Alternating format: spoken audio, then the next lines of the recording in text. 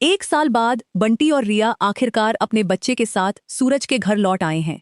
लेकिन घर की चौखट पर कदम रखते ही बंटी के सामने सबसे बड़ी चुनौती खड़ी हो गई है, सूरज का सामना करना। रिया के चेहरे पर परिवार से दोबारा मिलने की खुशी है, लेकिन बंटी की आंखों में डर साफ दिखाई दे रहा है। उसे अच्छी तरह याद है कि एक साल पहले वह किस तरह रिया का हाथ पकड़कर घर से चला गया था। सूरज ने बंटी को कभी सिर्फ अपना दोस्त नहीं माना था, उसके लिए बंटी छोटे भाई जैसा था।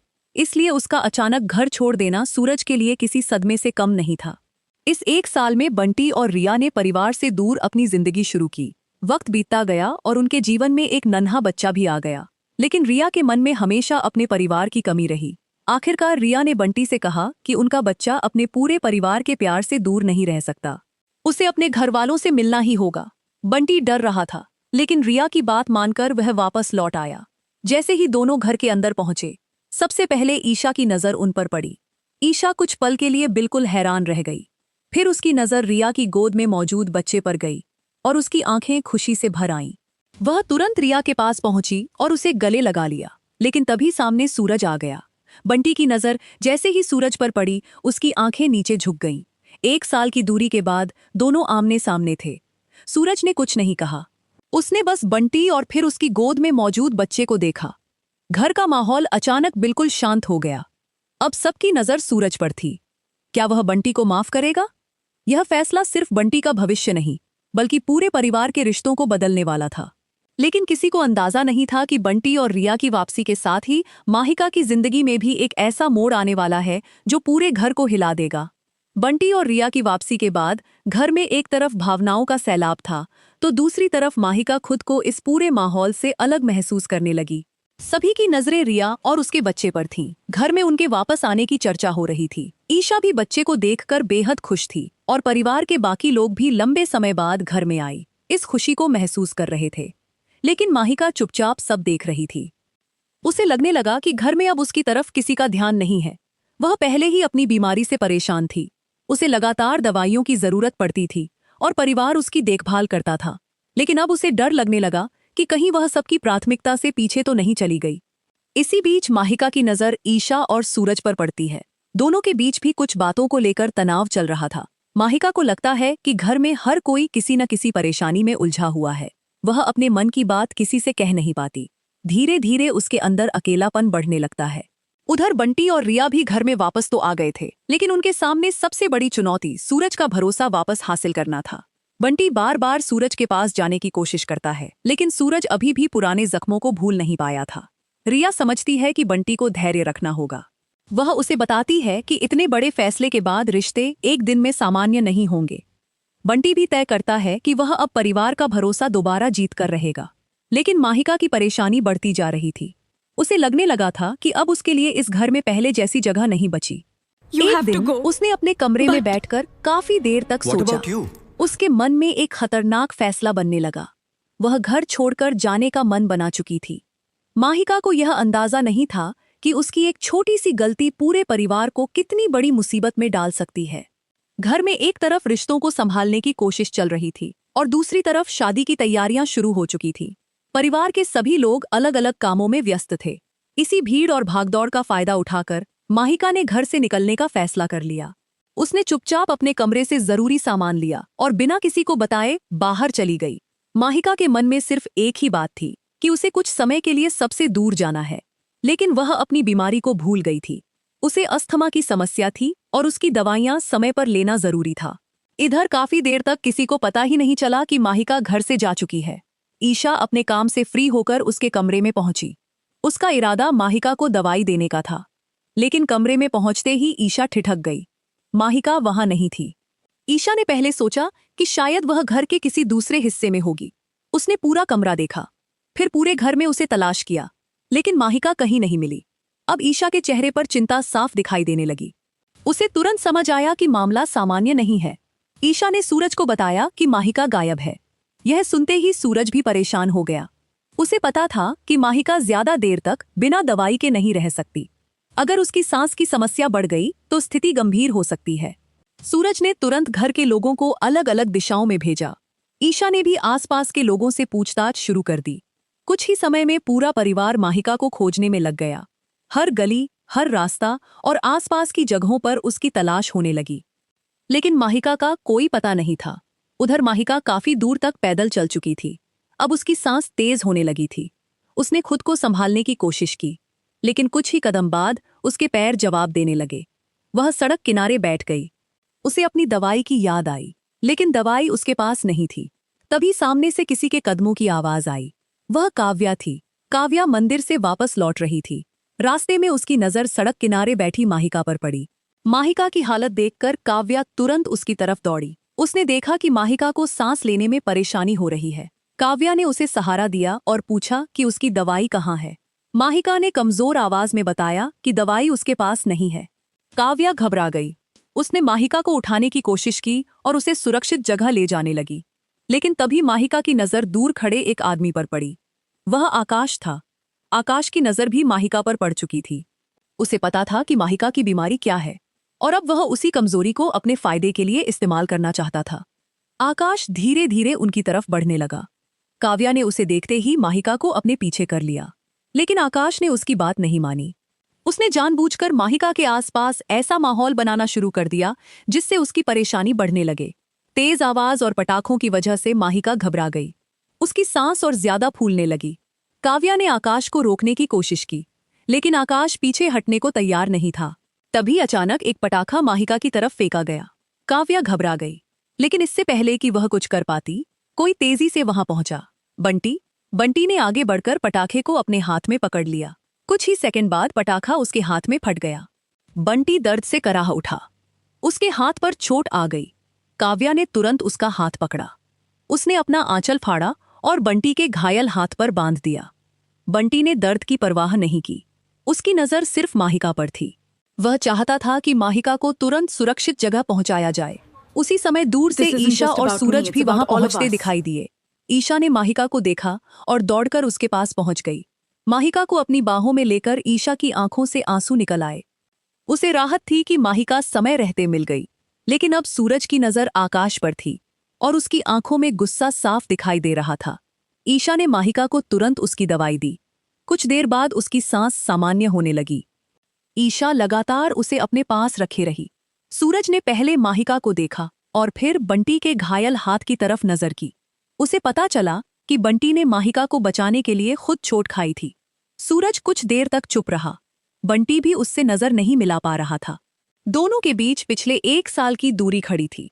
बंटी के मन में एक उम्मीद थी कि शायद आज सूरज उसके बारे में कुछ बदले हुए नजरिए से सोचेगा, लेकिन सूरज ने अभी कुछ नहीं कहा। इसी बीच उसकी नजर जमीन पर पड़ी एक चीज पर गई। वह एक मंगलसूत्र था। सूरज ने उसे उठाया। बंटी उसे देखते ही घबरा गया। असल में वह मंगलसूत्र बंटी ने रिया के लिए खरीदा था, लेकिन सूरज इस बात से अनजान था। उसने बंटी से इसके बारे में पूछा। बंटी कुछ बोल नहीं पाया। वह रिया का नाम लेना चाहता था, लेकिन सही समय न होने के कारण चुप रह गया। सूरज ने परिस्थिति को अपने तरीके से समझ लिया। उसने काव्या और बंटी की तरफ देखा। काव्या भी इस पूरे मामले से अनजान थी। सूरज ने दोनों के हाथ एक साथ रख दिए। मंगलसूत्र उनके पास रख दिया। यह देखकर बंटी के चेहरे का रंग उड़ गया। वह तुरंत समझ गया कि एक नई गलतफहमी पैदा हो गई है। उधर रिया ने दूर से यह पूरा दृश्य देख लिया। उसने बंटी के हाथ में मंगलसूत्र देखा और सूरज को काव्या के साथ उसका हाथ मिलाते हुए देखा। रिया की आंखों में आंसू आ गए। उसने कुछ नहीं कहा, बस वहां से चली गई। बंटी ने जब रिया को जाते देखा तो उसके होश उड़ गए। वह उसके पीछे दौड़ा। उसने रिया को रोकने की कोशिश की। रिया ने बंटी से पूछा कि वह आखिर कब तक अपने प्यार को छिपाता रहेगा। बंटी ने कहा कि वह रिया को छोड़ना नहीं चाहता। रिया ने साफ कहा कि अगर बंटी सच में उससे प्यार करता है तो उसे अपने रिश्ते के लिए फैसला लेना होगा। अब बंटी के सामने फिर वही पुराना सवाल था, परिवार या प्यार। और इस बार उसने रिया का हाथ पकड़ लिया। दोनों ने एक ऐसा फैसला कर लिया जिसकी वजह से सूरज का गुस्सा फिर से भड़कने वाला था। रिया की बात सुनकर बंटी के सामने कोई आसान रास्ता नहीं बचा था। वह जानता था कि अगर वह उसी घर में रहा तो हर दिन कोई न कोई नई गलतफहमी पैदा होगी। दूसरी तरफ रिया भी अब इस स्थिति में नहीं थी कि वह बंटी को किसी और के साथ देख सके। दोनों ने फैसला किया कि कुछ समय के लिए वह परिवार से दूर रहेंगे। बंटी ने रिया से वादा किया कि वह उसे अकेला नहीं छोड़ेगा, लेकिन उसके दिल में सूरज को लेकर अपराधबोध लगातार बढ़ रहा था। उसे याद था कि सूरज ने उसे किस तरह अपने परिवार का हिस्सा बनाया था। उसी सूरज से वह फिर एक बार दूर जाने वाला था। फिर भी बंटी ने रिया का साथ नहीं छोड़ा। दोनों चुपचाप वहां से निकल गए। जब तक परिवार को उनके जाने का पता चला, काफी देर हो चुकी थी। सूरज को जैसे ही यह खबर मिली, उसका गुस्सा फिर भड़क उठा। उसे लगा कि बंटी ने एक बार फिर उसके भरोसे को तोड़ दिया। सूरज ने अपने लोगों को तुरंत बंटी और रिया की तलाश में लगा दिया। शहर के अलग अलग हिस्सों में उन्हें खोजा जाने लगा, लेकिन बंटी इस बार पहले से ज्यादा सावधान था। वह जानता था कि सूरज उसे आसानी से नहीं छोड़ेगा। उधर ईशा ने सूरज को समझाने की कोशिश की। उसने कहा कि बंटी ने अगर कोई गलती की है तो उसे समझाया जा सकता है, लेकिन सूरज इस वक्त भावनाओं में था। उसने कहा कि बंटी बार बार परिवार से भाग रहा है। ईशा ने जवाब दिया कि शायद बंटी के पास भी कोई ऐसी मजबूरी है जिसे वे समझ नहीं पा रहे। सूरज कुछ नहीं बोला, लेकिन उसके मन में एक बात जरूर आई। आखिर बंटी इतना बड़ा फैसला बार बार क्यों ले रहा है? क्या वह सच में परिवार से नफरत करता है, या उसके पीछे कोई ऐसी सच्चाई है जिसे अब तक किसी ने समझने की कोशिश नहीं की? इधर बंटी और रिया शहर से दूर निकल चुके थे। उन दोनों ने तय किया कि इस बार वह पीछे मुड़कर नहीं देखेंगे। लेकिन वक्त के साथ परिस्थितियां बदलने वाली थीं, और इसी दौरान उनकी जिंदगी में एक ऐसा बदलाव आने वाला था जो उन्हें दोबारा अपने परिवार के दरवाजे तक लेकर आएगा। बंटी और रिया ने घर छोड़ने के बाद अपनी जिंदगी एक नई जगह से शुरू की। शुरुआत में दोनों को काफी मुश्किलों का सामना करना पड़ा। परिवार की याद आती थी, पुराने रिश्तों की कमी महसूस होती थी, लेकिन एक दूसरे का साथ होने की वजह से दोनों ने हर परेशानी का सामना किया। समय गुजरता गया। कुछ महीने बीते और फिर देखते ही देखते पूरा 1 साल निकल गया। इस दौरान बंटी और रिया की जिंदगी में सबसे बड़ी खुशी आई। उनके घर एक बच्चा आया। अपने बच्चे को गोद में लेकर रिया की आंखों में खुशी के आंसू थे। बंटी भी बेहद खुश था, लेकिन बच्चे के जन्म के बाद उसे एक बात और ज्यादा महसूस होने लगी। वह अपने परिवार से हमेशा दूर नहीं रह सकता। उसके बच्चे को भी अपने परिवार का प्यार चाहिए। रिया के मन में भी यही बात थी। वह चाहती थी कि उसका बच्चा अपने दादा दादी और बाकी परिवार के बीच बड़ा हो। एक दिन रिया ने बंटी से कहा कि अब उन्हें वापस जाना चाहिए। बंटी यह सुनकर चुप हो गया। उसे सबसे ज्यादा डर सूरज का था। उसे पता था कि सूरज ने उसे एक बार नहीं बल्कि 2 बार खोया है। अगर वह अब वापस गया और सूरज ने उसे स्वीकार नहीं किया तो? रिया ने उसे समझाया कि जिंदगी डर के सहारे नहीं जी जा सकती। अगर उन्होंने गलती की है तो उन्हें उसका सामना करना होगा। बंटी ने आखिरकार हामी भर दी। दोनों ने अपना सामान तैयार किया, बच्चे को साथ लिया और घर लौटने के लिए निकल पड़े। पूरे रास्ते बंटी के मन में सिर्फ सूरज का चेहरा घूम रहा था। रिया उसका हाथ पकड़े रही, वह उसे हिम्मत देती रही। आखिरकार दोनों उस शहर में वापस पहुंच गए जहां से उन्होंने 1 साल पहले अपनी जिंदगी अलग कर ली थी। अब उनके सामने वही घर था, वही दरवाजा, वही परिवार। लेकिन क्या सब कुछ पहले जैसा था? बंटी ने गहरी सांस ली, फिर रिया और अपने बच्चे के साथ घर के अंदर कदम रखा। 1 साल बाद लौटे इस परिवार की कहानी अब बिल्कुल नए मोड़ पर पहुंचने वाली थी। बंटी और रिया के घर में आते ही माहौल बदल गया। ईशा ने सबसे पहले उन्हें देखा। एक पल के लिए उसे विश्वास नहीं हुआ। फिर उसने रिया को गले लगा लिया। रिया की आंखों से आंसू निकल पड़े। उसने कहा कि उसने इस घर को बहुत याद किया। ईशा ने बच्चे को देखा तो उसका चेहरा खुशी से खिल उठा। वह बच्चे को प्यार करने लगी। धीरे धीरे घर के बाकी लोग भी वहां पहुंच गए, लेकिन बंटी लगातार एक ही शख्स को खोज रहा था, सूरज। कुछ ही देर बाद सूरज सामने आया। बंटी की नजरें तुरंत झुक गईं। सूरज कुछ सेकंड तक उसे देखता रहा। उसके चेहरे पर न गुस्सा था न खुशी, बस एक लंबी खामोशी थी। बंटी ने धीरे से कहा कि उससे बहुत बड़ी गलती हुई। सूरज ने कोई जवाब नहीं दिया। तभी उसकी नजर रिया की गोद में मौजूद बच्चे पर गई। बच्चा सूरज को देखकर उसकी तरफ हाथ बढ़ाने लगा। सूरज खुद को रोक नहीं पाया। उसने बच्चे को अपनी गोद में उठा लिया। बंटी की आंखों में आंसू आ गए। उसे उम्मीद नहीं थी कि सूरज उसके बच्चे को इतनी जल्दी अपना लेगा। रिया भी भावुक हो गई।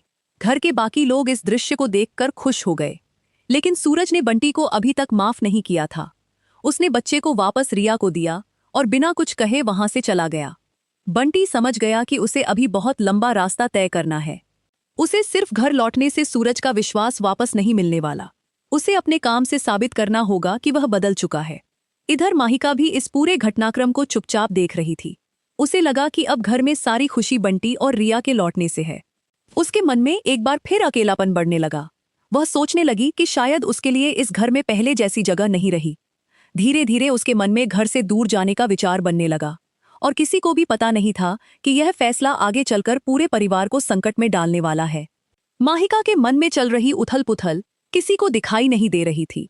वह बाहर से सामान्य रहने की कोशिश कर रही थी, लेकिन अंदर से पूरी तरह टूट चुकी थी। उसे लगता था कि घर में सबके पास किसी न किसी का साथ है। ईशा के पास सूरज था, रिया के पास बंटी था, और अब उनके साथ उनका बच्चा भी था। माहिका को लगने लगा कि उसकी अपनी जिंदगी में कुछ भी नहीं बचा। उसकी बीमारी पहले ही उसे कमजोर बना रही थी। ऊपर से घर में लगातार बदलते रिश्तों को देखकर उसका अकेलापन और बढ़ता गया। एक दिन उसने तय कर लिया कि वह कुछ समय के लिए घर से दूर चली जाएगी। उसे लगा कि अगर वह कुछ दिनों तक सबकी नजरों से दूर रहेगी तो शायद किसी को उसकी कमी महसूस होगी।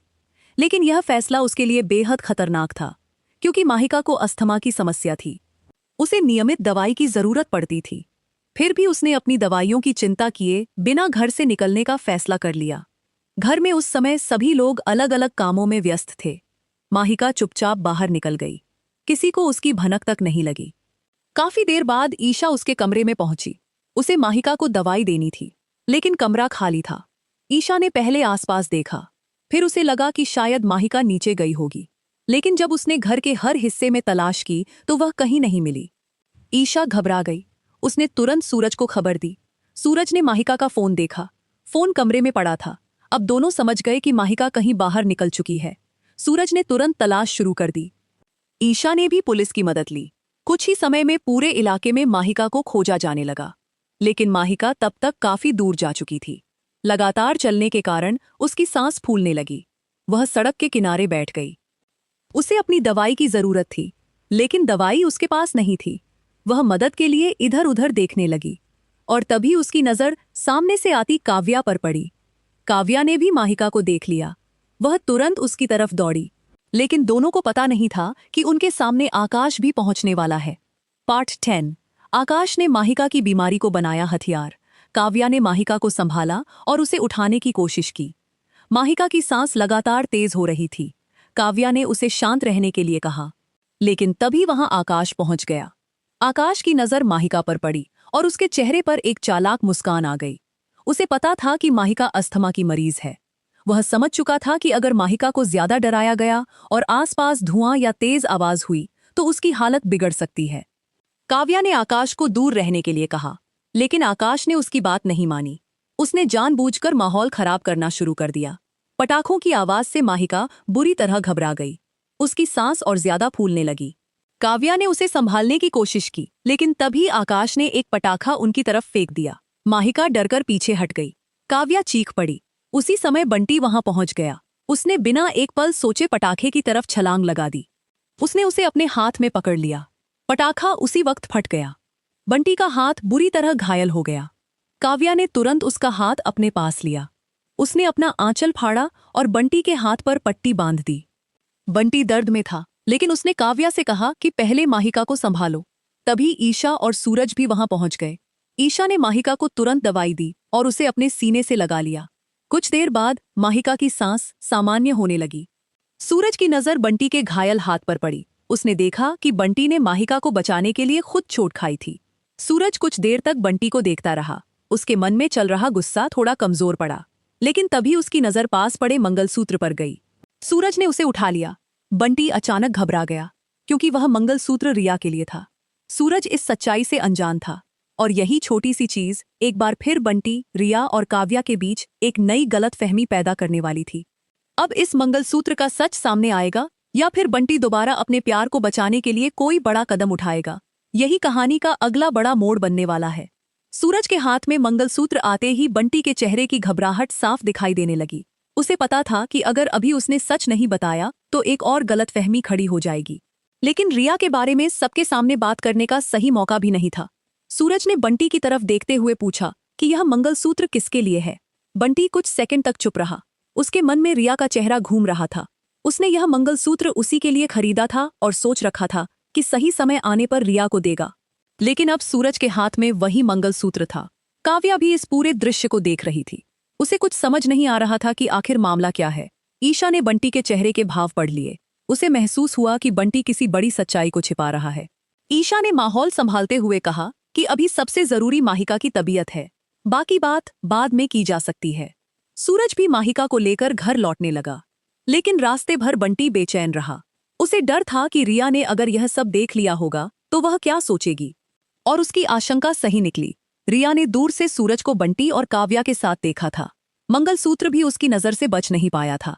रिया के मन में फिर वही डर पैदा हो गया कि शायद बंटी ने परिवार के दबाव में अपना फैसला बदल लिया है। वह बिना कुछ कहे वहां से चली गई। बंटी ने जब उसे जाते देखा तो तुरंत उसके पीछे भागा। रिया ने बंटी से पूछा कि अगर वह सच में उससे प्यार करता है तो फिर काव्या के साथ यह सब क्यों होने दे रहा है। बंटी ने उसे समझाने की कोशिश की कि सूरज को अभी पूरी सच्चाई नहीं पता, लेकिन रिया ने साफ कह दिया कि वह अब सिर्फ बातें नहीं सुनना चाहती, उसे बंटी का फैसला चाहिए। बंटी के सामने फिर वही कठिन स्थिति खड़ी थी।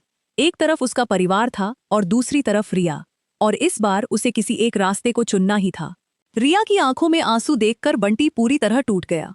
वह समझ चुका था कि अगर उसने अब भी चुप्पी साधे रखी तो रिया को हमेशा के लिए खो सकता है। बंटी ने रिया का हाथ पकड़कर कहा कि वह उससे प्यार करता है और किसी भी हालत में उसे छोड़ना नहीं चाहता।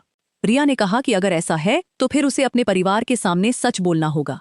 बंटी ने हामी तो भर दी, लेकिन उसके मन में सूरज का डर अभी भी था। उसे पता था कि सूरज उसके इस फैसले को आसानी से स्वीकार नहीं करेगा। इसी बीच घर में काव्या भी परेशान थी। उसे धीरे धीरे महसूस होने लगा था कि बंटी के मन में उसके लिए वह भावनाएं नहीं हैं जो एक होने वाले पति के मन में होनी चाहिए। काव्या ने ईशा से इस बारे में बात की। ईशा ने काव्या को समझाने की कोशिश की कि किसी भी रिश्ते की नींव सिर्फ परिवार की इच्छा पर नहीं रखी जा सकती। अगर बंटी के मन में कोई और है तो सच्चाई सामने आनी चाहिए। काव्या की आंखों में आंसू आ गए। वह कहती है कि वह किसी का प्यार छीनना नहीं चाहती, लेकिन अगर बंटी उससे शादी करने के लिए मजबूर है तो वह ऐसी शादी कभी नहीं करेगी। ईशा को अब पूरा शक हो चुका था कि बंटी के दिल में रिया ही है। वह बंटी से बात करने का फैसला करती है। बंटी के सामने पहुंचकर ईशा उससे सीधा सवाल करती है कि आखिर वह सच क्यों नहीं बता रहा। बंटी कुछ देर तक चुप रहता है, फिर वह मान लेता है कि वह रिया से प्यार करता है। ईशा के लिए यह बात चौंकाने वाली जरूर थी, लेकिन उसे बंटी की सच्चाई पर विश्वास हो गया। ईशा ने बंटी से कहा कि